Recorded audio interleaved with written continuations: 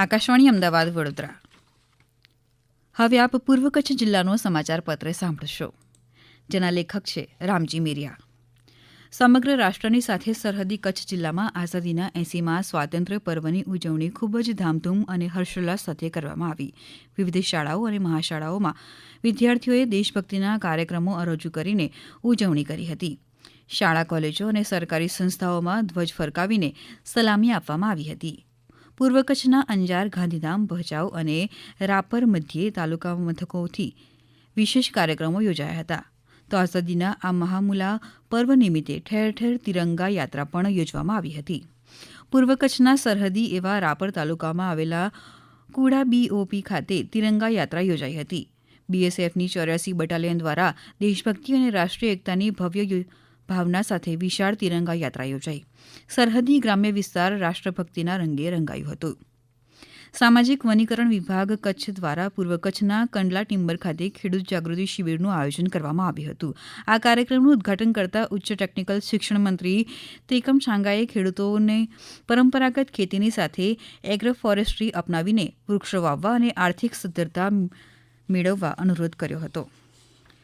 રાજ્યમંત્રીએ timber એસોસિએશને પોતાની ફરજ સમજીને ખેડૂતોના વિકાસ માટે સામાજિક ઉત્તરદાયિત્વ નિભાવી રહ્યું હોવાનું જણાવ્યું હતું.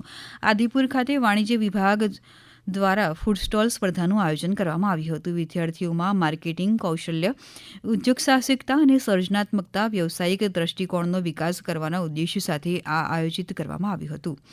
વિવિધ પ્રકારના સ્ટોલમાં પોતાની બ્રાન્ડ, લોગો, ટેગલાઇન અને માર્કેટિંગ કૌશલ્યનું અસરકારક પ્રદર્શન કરવામાં આવ્યું હતું. ભચાઉ સંશોધન કેન્દ્ર અને આણંદ EIના સંયુક્ત ઉપક્રમે 5 દિવસીય તાલીમ વર્ગનું આયોજન કરવામાં આવ્યું હતું.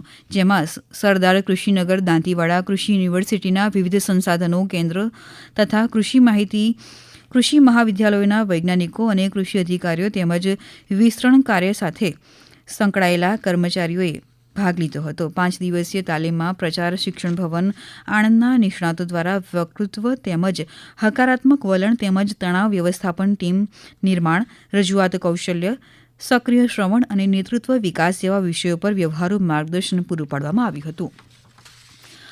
અંજાર મહેશ્વરી સમાજ દ્વારા વર્ષોની પરંપરા મુજબ સમાજની મહિલાઓ દ્વારા મહેશ્વરી સમાજના ઇષ્ટદેવ સાથે જોડાયેલા ગોરખુડા વ્રતની કઠિન તપસ્યા કરવામાં આવી હતી. દેશ દુનિયામાં જ્યાં જ્યાં મહેશ્વરી સમાજ વસે છે ત્યાં શ્રાવણ માસના અજવાળી બીજના સ્થાપના કરવામાં આવે છે અને શ્રાવણ માસની વદ બીજના પૂર્ણાહુતિ કરવામાં આવે છે.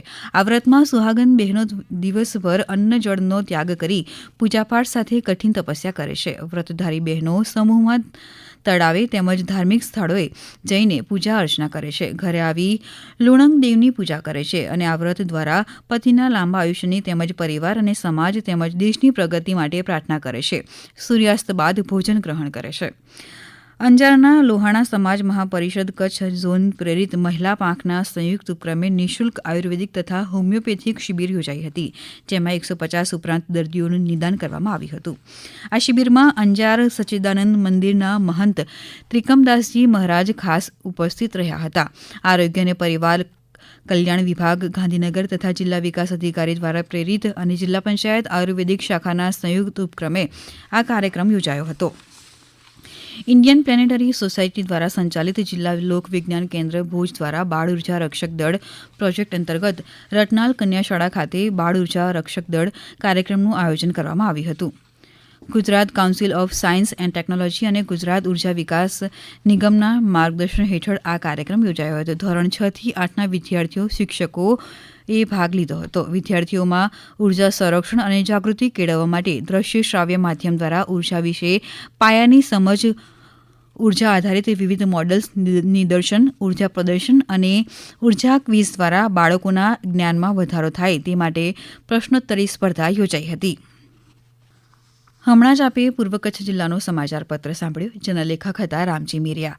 આ પ્રસારણ આકાશવાણીના અમદાવાદ વડોદરા કેન્દ્ર પરથી કરવામાં આવ્યું.